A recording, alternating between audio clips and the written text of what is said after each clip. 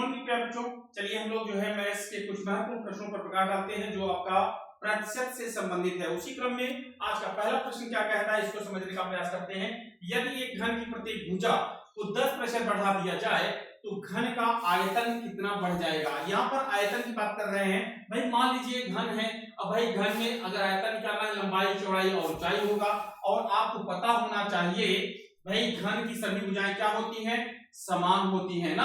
अब भाई यहाँ पर अगर हम देखना भी चाहें तो ऐसे हम कर सकते हैं। मान लीजिए लंबाई 100 है, चौड़ाई भी 100 है और ऊंचाई भी 100 है।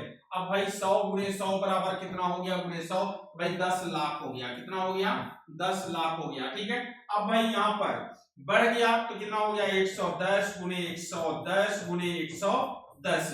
तो भैया यहाँ पर कितना हो गया, 3 जीरो है ही है। ठीक है, 11 ग्राम में 121, 121 ग्राम में 1331 हो गया। ठीक है, अब भाई यहाँ पर कितना हो गया, 13,31,000 हो गया ना। तो भैया यहाँ पर कितना अधिक हो गया भाई, 3,31,000। 3,31,000 जो है आयतन इसका अधिक है। किससे अधिक है, तो भाई 10 लाख से अधिक है। और परसेंटेज में बदलना है तो गुणे 100 है। 2 जीरो से भाई 3 जीरो से डिविजन हो गया।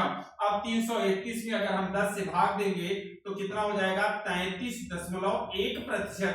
तो भैया उसके आयतन में कितने की वृद्धि होगी, 33.1% की होगी। इसका मींस आपका ऑप्शन यहाँ पर सी जो है वह बिल्कुल राइट आंसर हो जाता है। चलिए अगले क्वेश्चन को देखते हैं बच्चों। अगला प्रश्न क्या कहता है, यहाँ पर क्वेश्चन नंबर 2 है। ए अपने मासिक वेतन का 20% बचाता है। यदि उसकी मासिक व्यय 6,000 रुपए है तो उसकी मासिक बचत क्या है।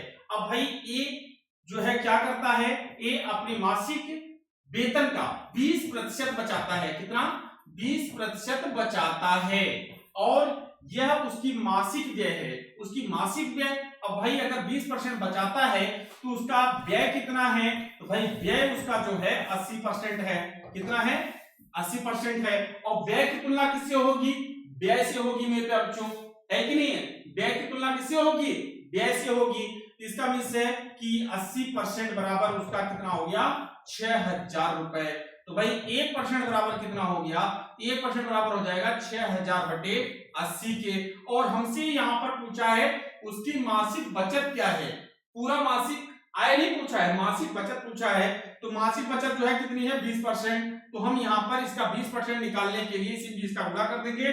चूंकि ये जो वैल्यू है वह 1% की है तो 20% बराबर होगा 6,000 बटे 80 और गुणे में 20। भैया यहाँ पर ध्यान दीजिएगा, 0 से 0 कैंसिल हो गया है कि नहीं। 2 एक कम 2, 2 चौक 8 हो गया। चलिए भैया 4 से 4 एक कम 4, 4 एक कम 4 हो गया, 4 बचे 20 हो गया। और यहाँ पर कितना हो गया, 1,500 रुपए। तो भैया यहाँ पर आपका ऑप्शन ए जो है वह बिल्कुल सही जवाब हो जाता है। अब मेरे बच्चों हम लोग चलेंगे अगले प्रश्न की ओर। अगला प्रश्न क्या कहता है इसको समझने का प्रयास करेंगे। क्वेश्चन नंबर 3, गोपाल ने अपने मासिक वेतन का 30% शिक्षा पर व्यय करता है। शेष का 50% वह वस्त्र पर व्यय किया। इसके बाद 1,000 रुपया वह मकान का किराया देता है। अंत में उसके पास 2,500 रुपए बचा लेता है। तो गोपाल का मासिक वेतन ज्ञात कीजिए। बहुत गजब का प्रश्न है। गोपाल मान लीजिए भैया कमाता कितना है, यस रुपए है। ठीक है, यस रुपए में वह कितना परसेंट खर्च किया, 30%। उसके पास बचा कितना, 70%। फिर जो है चूंकि यहाँ शेष शब्द का प्रयोग किया है, फिर जो है शेष में से वह 50% खर्च करता है तो उसके पास बचा कितना, 50%। ठीक है, फिर जो है उसमें से 1,000 रुपया वह किराया देता है। अंत में उसके पास जो है 2,500 रुपए क्या होते हैं, बच जाते हैं। तो अब पूछा गया है कि उसकी मासिक आय क्या है। अब भाई यहाँ पर ये 1,000 घर जाएगा तो क्या हो जाएगा, 3,500 हो जाएगा। यक्स गुणे प्रतिशत को हटाने के लिए हमने बटे 100 कर दिया।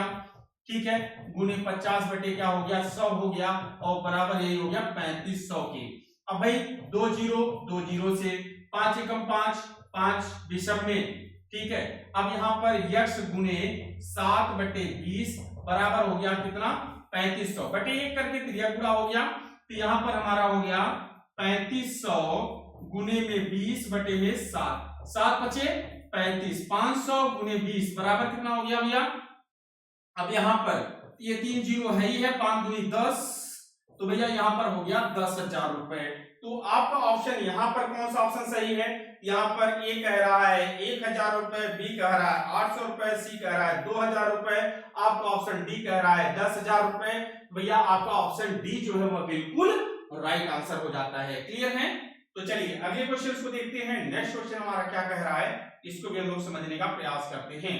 क्वेश्चन नंबर 4, संजना अपनी कुल आय का 20% मकान के किराए पर तथा शेष का 70% घरेलू मदों पर खर्च करती है। यदि वह 3600 रुपए की बचत करती है तो उसकी कुल आय कितनी है? बहुत गजब का प्रश्न है भाई।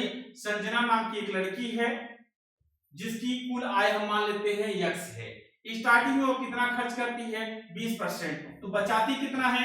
80%। अब आपके मन में उठ रहा होगा कि अगर 20% खर्च करती है तो बचाती कितना है? 80%। क्यों गुरुजी बचत निकाल रहे हैं? क्योंकि आप यहाँ देखिए ये जो 3600 रुपए है ये किस मद में है? तो आप कहेंगे बचत के रूप में है। तो भाई हमें आपको पता है सजाती का संबंध सजाती से होता है और विजाति का संबंध विजाति से होता है मेरे बच्चों। तो बचत की तुलना किससे होगी? तो आप कॉमन सी बात है कि बचत से होगी, है कि नहीं है? तो भैया इसीलिए हम बचत निकाल रहे हैं। फिर वह जो है शेष में से अगर शेष का वह 70% खर्च करती है तो उसके पास शेष में से बचता कितना है?